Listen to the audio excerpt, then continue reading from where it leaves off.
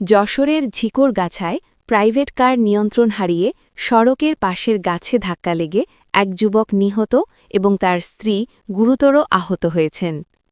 শনিবার দিবাগত রাত আনুমানিক ১টা ৩০ মিনিটে যশোর বেনাপোল মহাসড়কের ঝিকরগাছার হাজির আলী মহিলা কলেজ মোড় সংলগ্ন এলাকায় এ মর্মান্তিক দুর্ঘটনা ঘটে।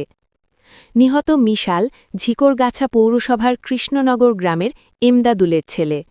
তিনি নিজ বাড়ি থেকে শ্বশুরবাড়ি বেনেয়ালী জফরনগর গ্রামে যাওয়ার পথে দুর্ঘটনায় শিকার হন। সড়কের পাশে একটি মেহগনি গাছে সজোরে ধাক্কা দেয়। এতে ঘটনাস্থলেই তার মৃত্যু হয়। এ সময় গাড়িতে থাকা তার স্ত্রী গুরুতর আহত হন। খবর পেয়ে ঝিকরগাছা ফায়ার সার্ভিস ও সিভিল ডিফেন্সের একটি দল দ্রুত ঘটনাস্থলে পৌঁছে উদ্ধার অভিযান চালায়। ফায়ার সার্ভিসের কর্মকর্তারা জানান, দুর্ঘটনায় গাড়িটি দুমড়ে মুচড়ে যায়।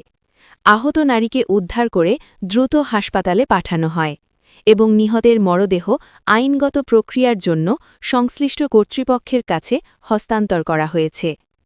নিউজ ডেস্ক, দৈনিক যশোর নিউজ।